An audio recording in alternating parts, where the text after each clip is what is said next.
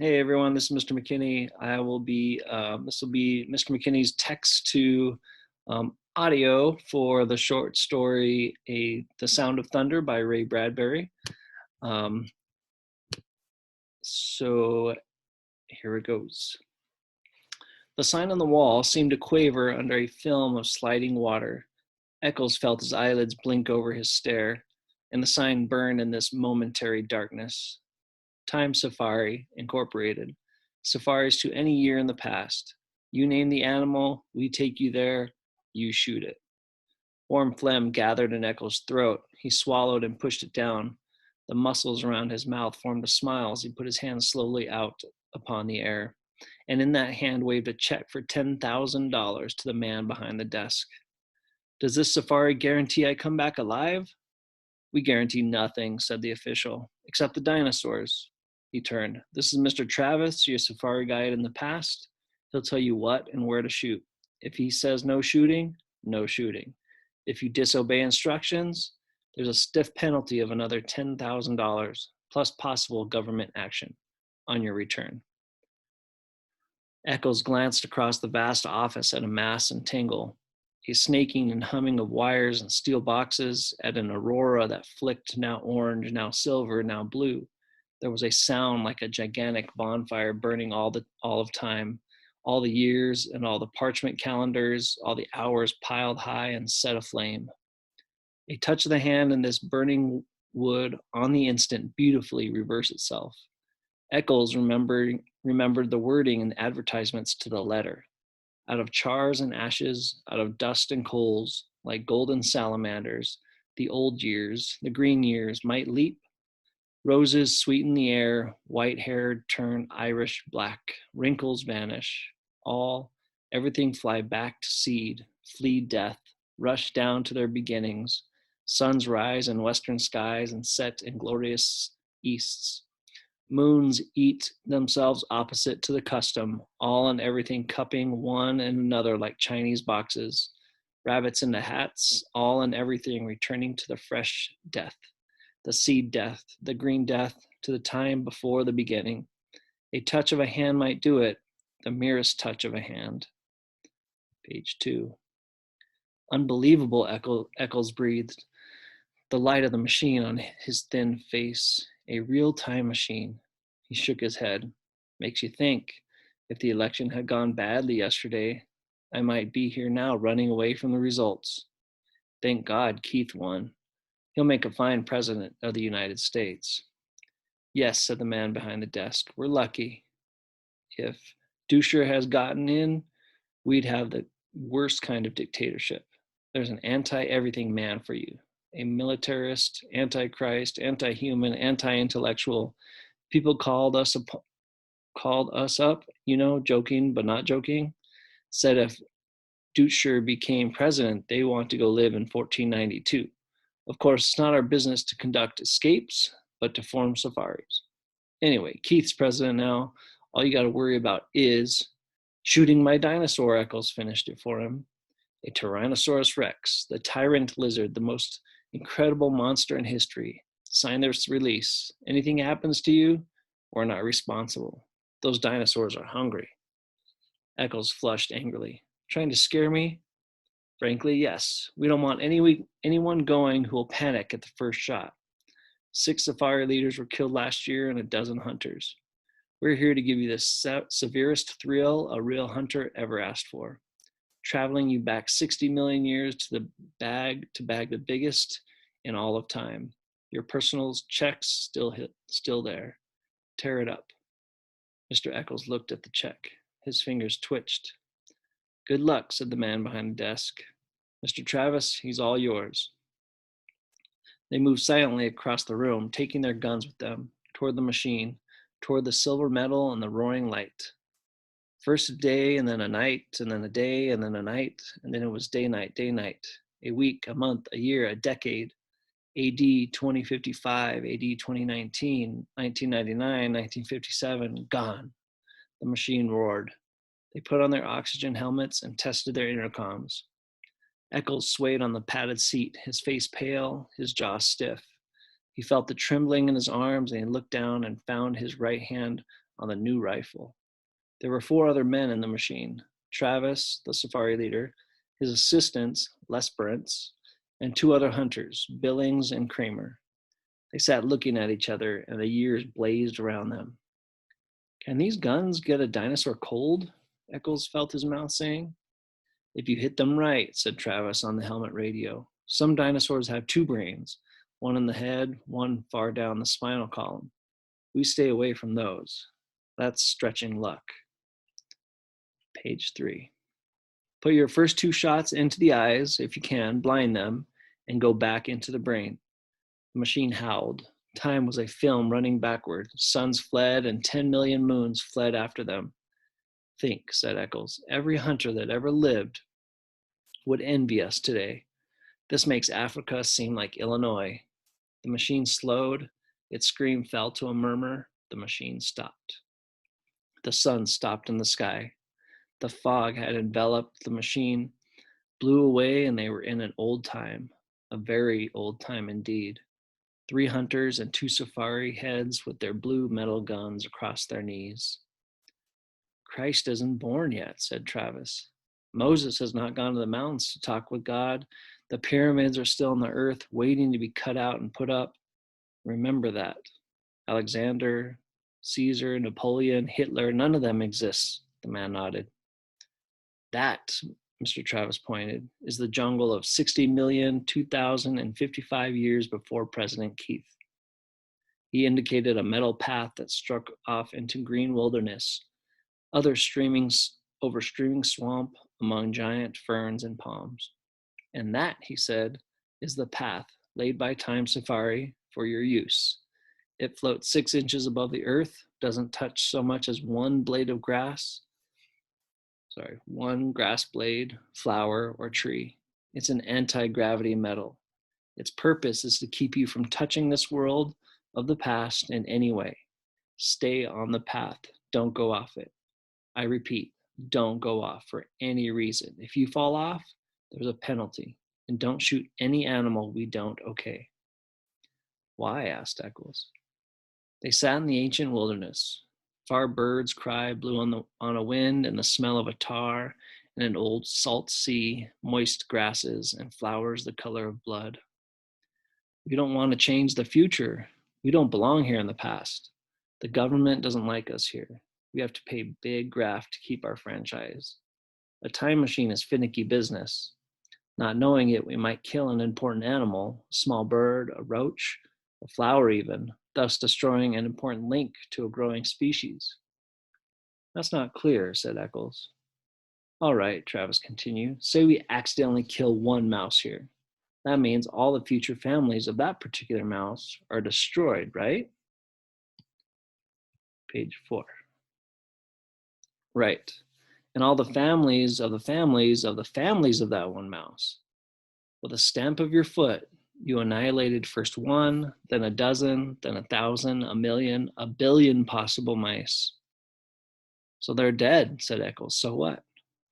So what? Travis snorted quietly. Well, what about the foxes that'll need those mice to survive? For want of 10 mice, a fox dies. For want of 10 foxes, a lion starves. For want of a lion, all manner of insects, vultures, infinite billions of life forms are thrown into chaos and destruction. Eventually, it all boils down to this. 59 million years later, a caveman, one of a dozen on the entire world, goes hunting wild boar or saber-toothed tiger for food. But you, friend, have stepped on all the tigers in that region. By stepping on 1 single mouse, so the caveman starves. And the caveman, please note, is not just any expendable man. No, he is an entire future nation. From his loins would have sprung 10 sons, from their loins 100 sons, and thus onward to a civilization. Destroy this 1 man, and you destroy a race, a people, an entire history of life. It is comparable to slaying some of Adam's grandchildren. The stomp of your foot on 1 mouse could start an earthquake, the effects of which could shake our earth and destinies down through time to their very foundations. With the death of that 1 caveman, 1 billion others yet unborn are throttled in the womb. Perhaps Rome never rises on its 7 hills. Perhaps Europe is forever a dark forest, and only Asia waxes healthy and teeming. Step on a mouse and you crush the pyramids. Step on a mouse and you leave your print like a Grand Canyon across eternity. Queen Elizabeth might never be born. Washington might not cross the Delaware. And there might not never be a United States at all. So be careful, stay on the path, never step off. I see, said Eccles. Then it wouldn't pay for us even to touch the grass. Correct. Crushing certain plants add up infinitesimally. A little error here would multiply in 60 million years, all out of proportion. Of course, maybe our theory is wrong. Maybe time can't be changed by us. Or maybe it can be changed only in little subtle ways. A dead mouse here makes an insect imbalance there, a population disproportion later, a bad harvest on, a depression, mass starvation, and finally a change in social temperament in far-flung countries. Something much more subtle like that. Perhaps only a soft breath, a whisper, a hair, pollen on the air. Such a slight change that unless you looked close, you wouldn't see it. Who knows? Who really can say he knows? We don't know. We're guessing. But until we do know for certain whether our messing around in time can make a big roar or a little rustle in history, we're being careful. This machine, this path, your clothing and bodies were sterilized, as you know, before the journey. We wear these oxygen helmets so we can't introduce our bacteria into an ancient atmosphere. How do we know which animals to shoot? Page 5. They're marked with red paint, said Travis. Today, before our journey, we sent Lesperance here back with the machine. He came to this particular era and followed certain animals. Studying them? Right, said Lesperance. I tracked them through their entire existence, noting which of them lives longest. Very few. How many times they mate? Not often. Life's short. When I find one that's going to die when a tree falls on him, or one that drowns in a tar pit, I note the exact hour, minute, and second. I shoot a paint bomb. It leaves a red patch on his side. We can't miss it. Then I correlate our arrival in the past that we meet the monster not more than 2 minutes before he would have died anyways. This way, we kill only animals with no future, that are never going to mate again. You see how careful we are? But if you come back this morning in time, said Eagles eagerly, you must have bumped into us, our safari. How did it turn out? Was it successful? Did all of us get through alive? Travis and Lesperance gave each other a look. That'd be a paradox, said the latter. Time doesn't permit that sort of mess of man meeting himself. When such occasions threaten, time steps aside, like an airplane hitting an air pocket. You felt the machine jump. Before we stopped, that was us passing ourselves on the way back to the future. We saw nothing. There's no way of telling if this expedition was a success, if we got our monster, or whether all of us, meaning you, Mr. Eccles, got out alive. Eccles smiled palely. Cut that, said Travis. Everyone on his feet. They were ready to leave the machine. The jungle was high and the jungle was broad and the jungle was the entire world forever and forever. Sounds like music and sounds like flying tents filled the sky, and those were pterodactyls soaring with cavernous gray wings, gigantic bats of delirium and night fever. Eccles, balanced on the narrow path, aimed his rifle playfully. Stop that, said Travis. Don't even aim for fun, blast you. If your guns should go off. Eccles flushed. Where's our Tyrannosaurus? Lesperance checked his wristwatch. Up ahead. We'll bisect his trail in 60 seconds. Look for the red paint. Don't shoot till we give the word. Stay on the path. Stay on the path. They moved forward in the wind of morning. Page 6. Strange, murmured Eccles. Up ahead, 60 million years. Election day over. Keith made president. Everybody's celebrating, and here we are. 1 million years lost, and they don't exist. Things we worried about for months, a lifetime, not even born or thought of yet. Safety catches off, everyone, ordered Travis. You, First shot, Eccles. Second, Billings. Third, Kramer. I've hunted tiger, wild boar, buffalo, elephant, but now this is it, said Eccles, shaking like a kid. Ah, said Travis. Everyone stopped. Travis raised his hand. Ahead, he whispered. In the mist, there he is. There's his royal majesty now. The jungle was wide and full of twitterings, rustlings, murmurs, and sighs. Suddenly it all ceased, as if someone had shut a door. Silence. A sound of thunder.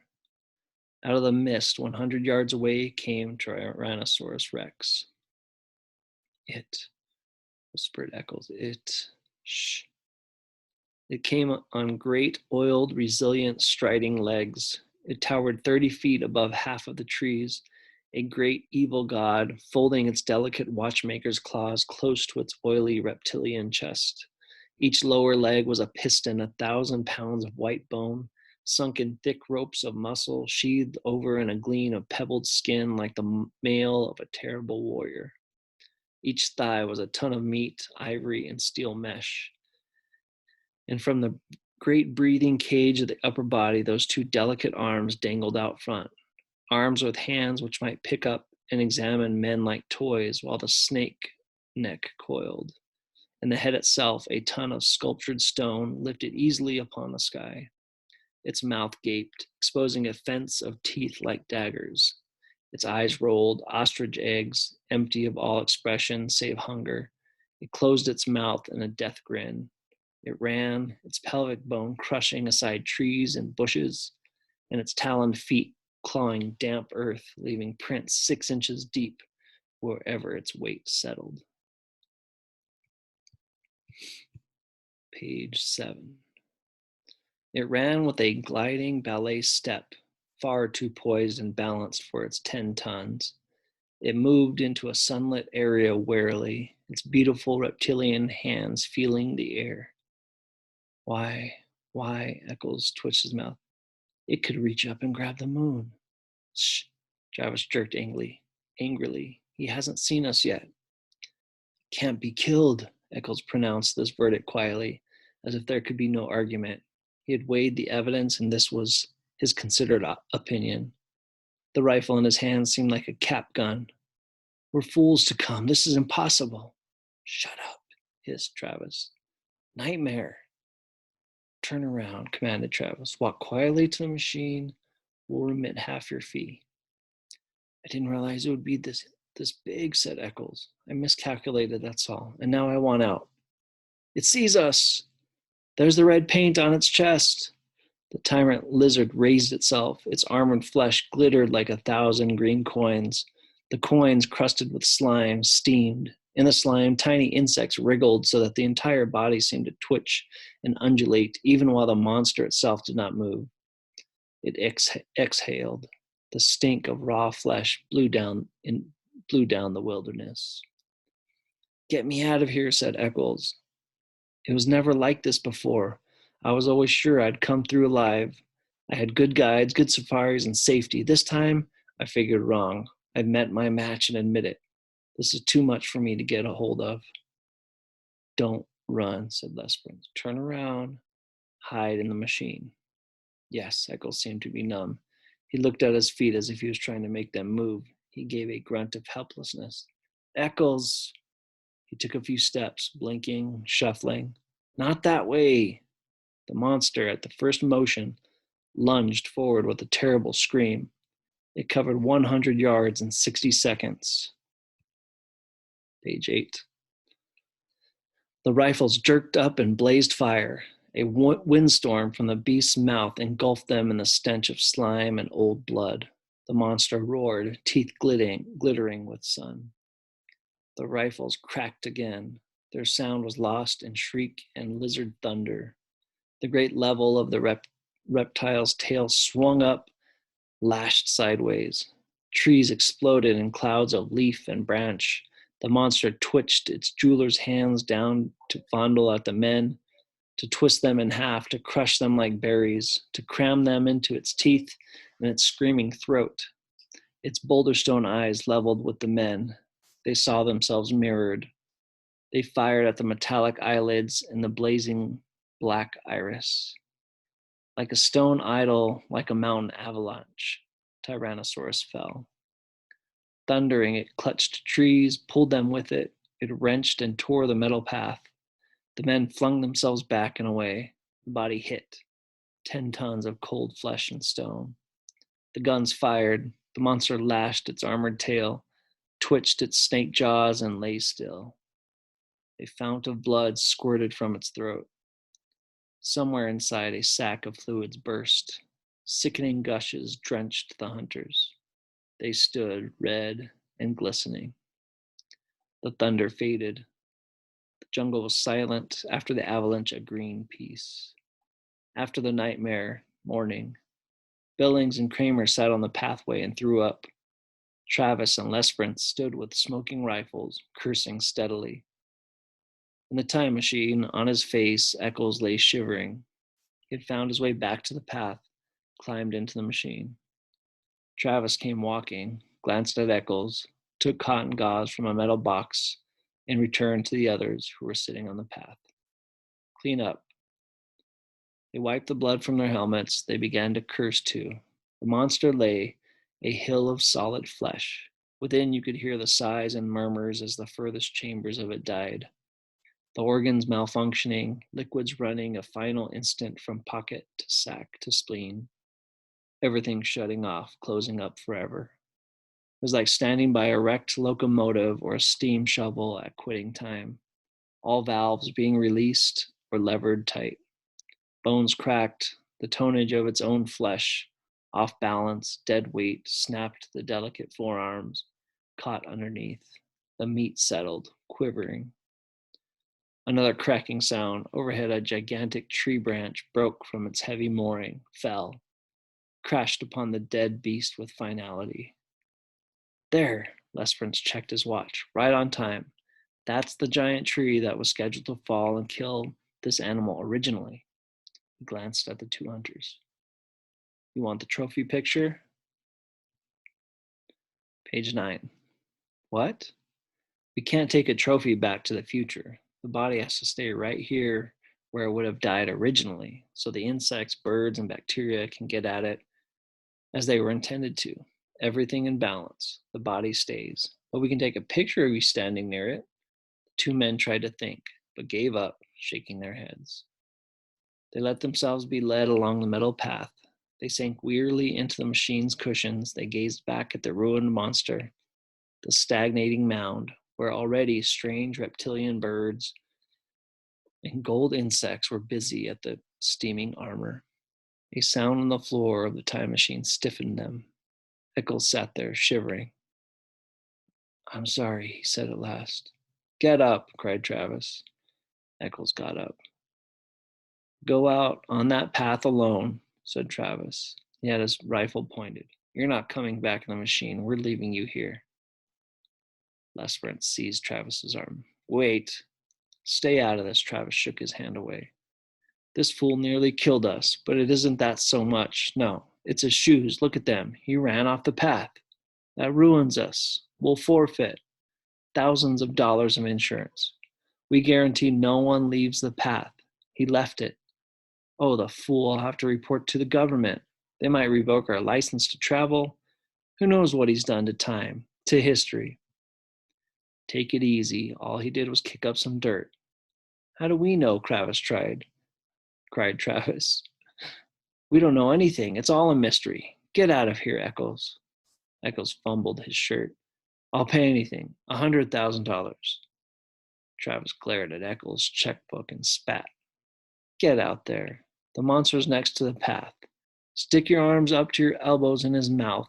Then you can come back with us. That's unreasonable. Page 10. The monster's dead, you idiot. The bullets can't be left behind. They don't belong in the past. They might change anything. Here's my knife, dig them out. The jungle was alive again, full of the old tremorings and bird cries. Eccles turned slowly to regard the primeval garbage dump, that hill of nightmares and terror. After a long time, like a sleepwalker, he shuffled out along the path. He returned, shuddering. 5 minutes later, his arms soaked and red to the elbows. He held out his hands, each held a number of steel bullets. Then he fell. He lay where he fell, not moving. You didn't have to make him do that, said Lesperance. Didn't I? It's too early to tell.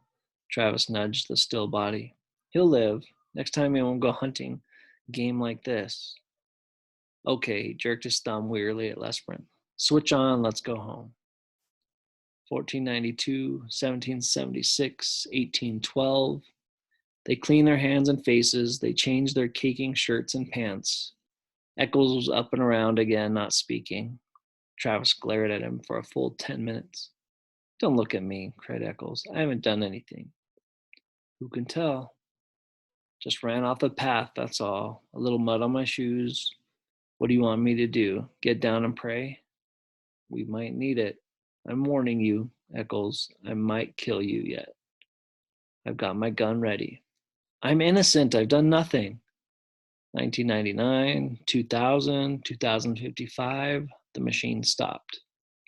Get out, said Travis. The room was there as they had left it, but not the same as they had left it. The same man sat behind the same desk, but the same man did not quite sit behind the same desk. Travis looked around swiftly. Everything okay here? He snapped. Fine, welcome home. Page 11. Travis did not relax. He seemed to be looking through the one high window. Okay, Eccles, get out. Don't ever come back. Eccles could not move. You heard me, said Travis. What are you staring at? Eccles stood smelling of the air, and there was a thing to the air, a chemical taint so subtle, so slight that only a faint cry of his subliminal senses warned him it was there. The colors, white, gray, blue, orange, in the wall, in the furniture, in the sky beyond the window were, and there was a feel. His flesh twitched, his hands twitched. He stood drinking the oddness with the pores of his body. Somewhere, someone must have been screaming one of those whistles that only a dog can hear. His body screamed silence in return. Beyond this room, beyond this wall, beyond this man who was not quite the same man seated at this desk that was not quite the same desk, lay an entire world of streets and people. What sort of world it was now, there was no telling. He could feel them moving there beyond the walls, almost like so many chess pieces blow in a dry wind. But the immediate thing that was the sign painted in the office wall. The same sign he had read earlier today on first entering. Somehow the sign had changed. Time Safari Incorporated. Safaris to any year in the past. You name the animal, we take her there. You shoot it. Eccles felt himself fall into a chair. He fumbled crazily at the thick slime on his boots. He held up a cloud of dirt, trembling. No, it can't be. Not a little thing like that, no. Embedded in the mud, glistening green and gold and black, was a butterfly, very beautiful and very dead. Not a little thing like that, not a butterfly, cried Eccles. It fell to the floor, an exquisite thing, a small thing that could upset balances and knock down a line of small dominoes, and then big dominoes, and then gigantic dominoes, all down the years across time. Eccles' mind whirled. Couldn't change things. Killing one butterfly couldn't be that important, could it? His face was cold.